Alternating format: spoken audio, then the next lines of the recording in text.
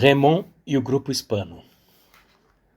Carta publicada no apêndice do livro Ouvrière face aux appareils, Paris, Maspero, 1970, livro coletivo que relata uma experiência de militantismo na fábrica hispano-suíça. A carta constituiu, igualmente, uma homenagem a Raymond Petit, iniciador da experiência e corredator do livro, que acabara de morrer no momento da publicação da obra. O grupo de jovens da Hispano e alguns dos militantes políticos que o animavam representaram uma tentativa de implantação no ambiente operário, excepcional pelo sucesso alcançado, de um modo de vida militante, de ruptura marcada e consciente em relação às práticas stalinistas e social-democratas em matéria de ação dita de massa. Os trotskistas do pós-guerra dispunham de certos pontos de apoio nas empresas. Tratava-se, no entanto, de militantes isolados, visados e, em razão das circunstâncias, sectários, incapazes de realizar um trabalho em profundidade. Estavam sempre na defensiva, eram polemistas rematados, tendo com frequência uma admirável coragem física. Um verdadeiro muro de temor e de ódio, quase de paranoia, separava os stalinistas do PCF e da CGT das víboras lúbricas trotskistas. Na época, minha participação ativa nos vestíbulos dos albergues da juventude me aproximara pouco a pouco do PCI, o Partido Trotskista anterior à Grande Cisão de 1951. Porém, minha atividade era sobremodo ambivalente. De um lado, havia o fascínio pelos pequenos cenáculos enfumaçados, as discussões estratégico-mundiais. Aqui não conseguimos nada, mas no Ceilão e na Bolívia, os camaradas estão quase chegando ao poder. E depois veio o anúncio de uma cisão e as esperanças voltavam a fenecer. Do outro, havia os companheirismos agistas, os tão dinâmicos círculos de La Garenne, Courbevoie, Suresnes, Putot e, na verdade, uma coexistência mais que pacífica, até amigável, com os jovens militantes locais da UJRF e do PCF. Pela boa razão de que nos conhecíamos desde o colégio, de que os albergues eram mistos e de que havia entre nós meninas muito bonitas, ao passo que na UJ... Todo ano íamos num grupo de 50 ou mais em caravana para visitar a natureza. Percorríamos a Europa de carona. As vigílias, os encontros fraternos de um dia, a confiança absoluta. Era de fato uma coisa agradável. Raymond, depois de múltiplas e extraordinárias perambulações pelos caminhos da libertação, tinha na época uma reação alérgica particular às arruelas que perscrutava o dia inteiro nas fábricas hispano-suíça. Mesmo na oficina, ele trazia um perfume das flores de giesta, que trazia consigo dos bons fins de semana de acampamento. Dezenas de jovens da empresa ligaram-se a ele, e isso formou o grupo de jovens da Hispano, que teve de imediato um começo fulminante. No início, o PCF local nada via de mal nisso. Não era esse o pensamento da direção da fábrica. Desde a primeira caravana, organizada no mês de agosto, fora de todo o quadro institucional, já se fizera saber ao agitador que era preciso recuperar, propondo-lhe uma rápida promoção, ou de quem era preciso se livrar o mais rápido possível, tornando insuportável sua vida na oficina. Raymond não deixava de ver com reservas o aparelho, mas não tinha escolha, e assim aceitou tornar-se permanente da comissão de fábrica para cuidar do lazer dos jovens da fábrica. Discutimos, então, todo um emaranhado contraditório de lutas de influência no seio do aparelho, a fim de preservar a autonomia desse grupo de jovens com seu exuberante dinamismo. A CGT interveio no nível dos créditos, dos locais. O partido quis criar um grupo UJRF para recuperar o controle das operações. Em segredo, velhos militantes do partido apoiaram a experiência. Não tendo tido êxito em suas iniciativas, o aparelho do partido cedeu.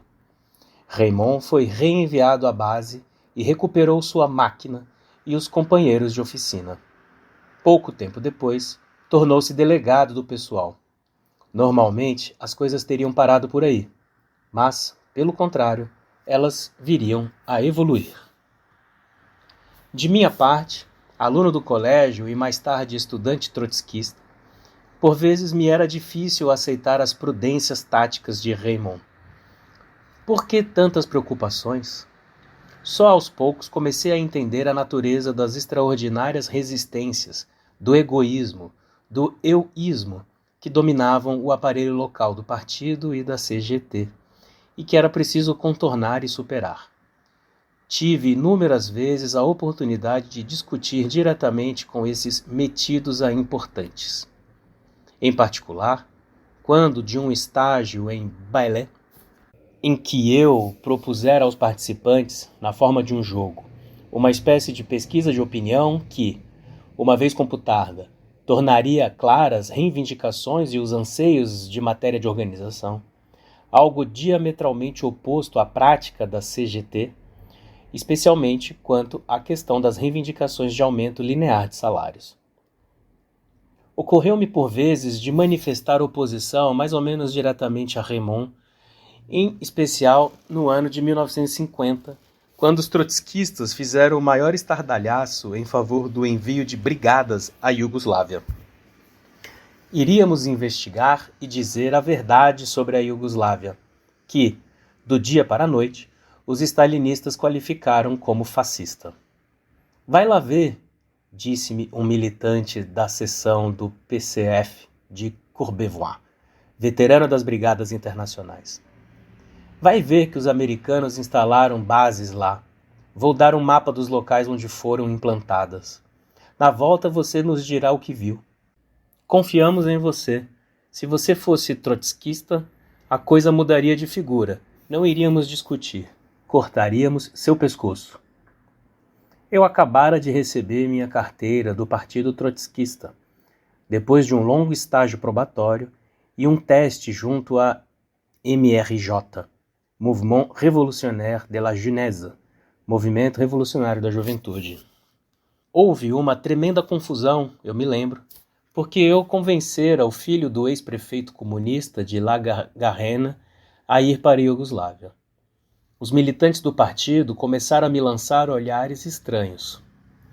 Vão denunciar você na imprensa local. Com toda a naturalidade, eu levara a minha propaganda das brigadas para o grupo de jovens da Hispano. Raymond, imediatamente depois de minha passagem, retirara os cartazes prudentemente do local. Mais tarde, percebi que ele tinha toda a razão. Haveria necessidade de provocar, em função desse objetivo, uma prova de força? Raymond iria consumar publicamente a ruptura com o aparelho, mas a prova de força seria, dessa vez, uma manifestação de rua dos operários da fábrica, imposta pelos jovens aos burocratas contra a guerra da Argélia e, na verdade, contra os poderes especiais. Para dizer a verdade, praticamos, antes de ser formulada, uma política de entrismo. O ponto até o qual os resultados de nossas ações terão inspirado os teóricos trotskistas do entrismo sui generis, só eles podem dizer. Com a cisão do PCI, acabaram-se todas as minhas esperanças. O grupo Pablo Frank Privas, favorável ao entrismo no PCF, ficara isolado. O entrismo tornou-se uma ficção, com os melhores militantes seguindo Lambert Blaibetrot e, com eles, meus melhores companheiros do MRJ. Votei com a morte na alma a favor do grupo de Pablo. Na época, eu era responsável pela tendência trotskista nos albergues da juventude, CLA-JPA. Bruscamente, acabei com tudo. Em pleno Congresso Nacional dos AJ, desisti. Fui discutir durante centenas de horas com Jean Horry, que dirigia então a clínica de Sommery, no Loir-et-Cher. Ali acontecia de tudo: política, psicanálise, psiquiatria, literatura. A partir dali, eu deixaria minha família, reorientaria meus estudos, e foi então que, a partir dos fatos, Raymond e eu iniciamos a constituição de um grupo político autônomo, digamos, entrista. O grupo compunha-se de 3 tipos de elementos: os veteranos dos grupos agistas locais, o núcleo dos animadores do grupo de jovens da Hispano, estudantes da Sorbonne, essencialmente membros da célula filosofia do PCF, a que se iria unir mais tarde Lucien Sebag, antropólogo discípulo de Lévi-Strauss. A partir de 1951, desenvolvemos uma ação original em diversos setores. No partido, nas fraternidades franco-chinesas, Raymond foi um dos primeiros franceses a visitar a China em 1953, em organizações como Turismo e Trabalho, etc. Foi possível levar a efeito toda uma integração, apesar da disparidade, entre estudantes e jovens militantes operários. Mas os burocratas da seção da 6ª subprefeitura, os da Hispano e os das células locais, por exemplo, dirigentes na época da Maison des Jeunes, Casa de Juventude de Courbevoie, estavam alertas. Era preciso acabar com uma coisa dessas. Na verdade, fomos ultrapassados pelo evento da vinda de novos estudantes e de novos operários. Ainda que com bastante reticência, aproximamo-nos progressivamente do grupo Franc-PCI, La Vérité des Travailleurs, a verdade dos trabalhadores. Foi justo no momento em que Michel Mestre e Corvin realizaram sua mini-cisão para fundar Le Communiste. Lançamo-nos em estágios de formação e, por fim, aderimos todos ao PCI. Deixamo-nos levar. Para mim, foi um novo estágio probatório. Os camaradas operários de nosso grupo foram cuidadosamente isolados dos estudantes em células distintas. Foi na esteira disso que viriam a aderir por algum tempo ao PCI Vérité des Travailleurs, Gabi Cohn-Bendit, irmão de Denis, Lucien Sebag e, por sua vez, mas com duração bem menor, os irmãos Krivine. Enquanto pouco tempo antes nos sentíamos esmagados pelas responsabilidades de nosso grupo autônomo, agora estávamos livres e um tanto desamparados. Com alguns camaradas estudantes, entre os quais Lucien Sebag, e tomando todo o cuidado de não deixar que a direção do PCI, de quem desconfiávamos, o percebesse, fundamos um órgão interno de oposição ao PCF, Tribune de Discussion, Tribuna de Discussão. Na época, só existia UNIR. Mas esse boletim era muito injustamente caluniado e, de modo geral, principalmente mal visto por todos. Foi um total sucesso. Dezenas de intelectuais do partido adeririam a essa tribuna. Henri Lefebvre, por exemplo. Sartre deu seu apoio. A tribuna era respeitada. As pessoas estavam persuadidas de que ela era dirigida por militantes operários, o que talvez fosse também um efeito de contaminação da existência do Grupo Hispano. 1956. Esse foi o ano em que as coisas se encadearam. O 20º Congresso do Partido Comunista da Rússia, a Guerra da Argélia e a votação dos poderes especiais do governo francês para enviar tropas à colônia pelo PCF, a expedição de Suez, a crise provocada pela nacionalização do canal por Nasser, Budapeste, a invasão soviética da Hungria, o incêndio da sede de L'Humanité, jornal do Partido Comunista, o refluxo. Outros opositores despertaram. Eles tinham fundado L'Étincelle, a centelha, com Gerhard Spitzer. Com a ajuda dos trotskistas, instalou-se uma tremenda confusão.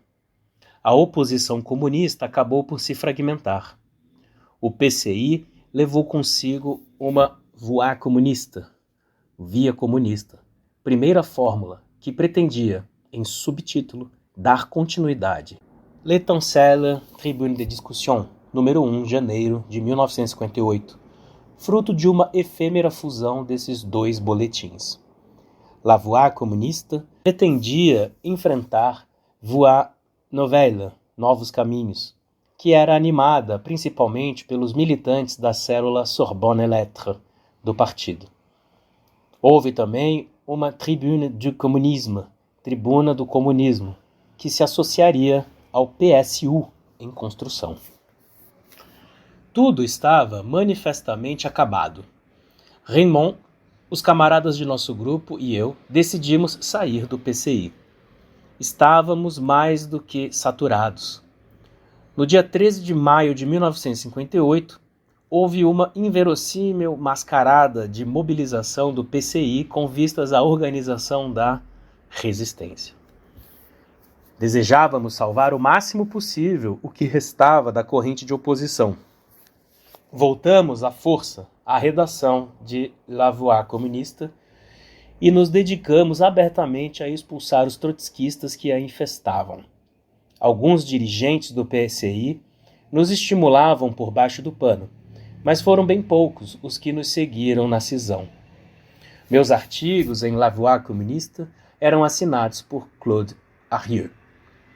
Não sei se todos os camaradas do grupo hispano tiveram a consciência do fato de que, sem seu apoio, e sobretudo sem o precedente que foi a existência de seu grupo, La Voix comunista nunca teria tido condições de tornar-se independente. Há muito tínhamos o desejo nostálgico de reconstruir um grupo aberto e não sectário, pois nunca nos pudéramos adaptar às obsessões centralistas dos trotskistas. Por outro lado, se a maioria dos estudantes trotskistas, exceção feita aos irmãos Krivina, nos seguiu, ao menos por algum tempo, em torno da nova Voix comunista, parte da razão foi o prestígio que tinha para eles o grupo militante da Hispano-Suíça. Claro que havia aí algo da eficiência mítica, mas assim são as coisas. Alguns militantes responsáveis pela seção de Montreux do PCF também iriam se juntar a nós, um grupo de comunistas libertários, Gerhard Spitzer e dezenas de militantes anticolonialistas, cuja confiança obtivéramos em decorrência de nosso rompimento público com os trotskistas. Foi uma verdadeira epopeia a saída daqueles 49 números de La Voix comunista, de novembro de 1958 a fevereiro de 1965. Foi o único movimento marxista dotado de um mínimo de público que sustentou sem preconceitos nem reticências a luta da FLN. O apelo dos 121, condenado, esquecemo-nos, pela maioria do PSU, incluindo Claude Bordet, herói da resistência, foi publicado pela Voix, imediatamente apreendida. Com La Voix comunista, a sustentação perdeu seu caráter romântico delirante e se viu vinculada às lutas da vanguarda revolucionária francesa. Nesse combate, os camaradas da Hispano não foram os últimos. Houve apreensões contínuas do jornal e difusão clandestina, prisão por vários anos de 2 diretores sucessivos, organização de fugas espetaculares. Raymond, demitido da Hispano em 1958, ao lado de vários outros, acusado de trotskista pelos burocratas da CCGT que o tinham acompanhado de perto, viu-se privado de qualquer possibilidade de trabalho militante em fábricas. Tornou-se então, de fato, permanente de La Voix comunista. Suportou ali um trabalho enorme, sempre com a mesma fleuma e o mesmo rigor. Afora as assembleias gerais, os grupos militantes viviam cada qual em seu canto. Havia, na verdade, bem poucos contatos com os parceiros da Hispano, que se chamava Grupo Címica, para despistar o que levaria a algumas discussões bastante divertidas. Contudo, esse grupo, que no essencial continuava respeitado no PCF e na CGT, distribuía clandestinamente na fábrica várias dezenas de exemplares de La Voix comunista. Com o fim da Guerra da Argélia, ocorreu a debandada. As mixórdias das Vilias, coordenações regionais da Argélia, a fundação do PRS de Mohamed Boudiaf, o isolamento. 3/4 dos militantes de Lavoie tornaram-se bem-belistas, entoando loas à revolução pela autogestão à maneira dos pablistas, ou então se dispersaram na natureza. Ficamos de novo sozinhos. Foi o inferno. Raymond e eu mantivemos distância do núcleo ativista que controlava a orientação do jornal e que começava a alimentar não poucas ilusões sobre as possibilidades abertas pela nova orientação do Partido Comunista Chinês. Déclaration en 25 points. Declaração em 25 pontos. Isso levou à fundação da efêmera Association Populaire Franco-Chinoise, APFC, Associação Popular Franco-Chinesa, no final de 1963, logo condenada pelos dirigentes chineses. De minha parte, minha ligação era sobretudo com militantes da UNEF e da UEC, que se debatiam em crises de que suas organizações jamais se recuperariam. Esvaziada de sua substância e de qualquer perspectiva, Lavoie comunista acabaria por se extinguir. Um movimento mais amplo, mais aberto, iria se constituir sob a rúbrica da oposição de esquerda, reunindo militantes vindos da UEC, de Lavoie comunista, da UNEF, etc. Além de seu trabalho no meio estudantil, a OE iria intervir na luta contra a Guerra do Vietnã, trabalhando notadamente com o Mouvement du Milliard, Movimento do Bilhão, e no apoio às lutas da América Latina, com a fundação da Organisation de Solidarité à la Révolution Latino-Américaine, ORSALA, Organização de Solidariedade à Revolução Latino-Americana, por instâncias de um antigo militante de Lavoie comunista, Michel Firk, morto em combate na Guatemala. Desenvolveram-se paralelamente a Federação dos Grupos de Estudos e de Pesquisas Institucionais, FGERI, e sua revista, Recherche. Depois de um esclarecimento político, o Grupo Hispano decidiu dar continuidade a seu trabalho em ligação com essa nova oposição de esquerda e participou da discussão de uma declaração política coletiva. As 9 teses da oposição de esquerda, publicada em brochura no começo de 1966. Por outro lado, os camaradas da Hispano animaram, no âmbito da FGERI, o Groupe d'études et de travail sur le mouvement ouvrier, GET-MO, Grupo de Estudo e Trabalho sobre o Movimento Operário. Essa foi, na verdade, a primeira vez que se pôde estabelecer um real diálogo entre todos aqueles militantes operários, professores, estudantes, trabalhadores do setor de saúde, os quais, contudo, se conheciam de longa data. Mas, com essa reorientação, é como se tivesse proibido falar de qualquer coisa que não a política.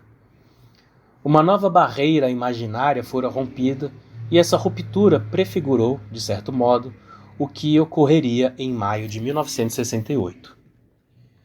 O fato de os membros do Bureau Nacional da UEC, por exemplo, terem podido trabalhar em constante ligação com um grupo como o da Hispano deve, por certo, ter sido determinante em sua evolução.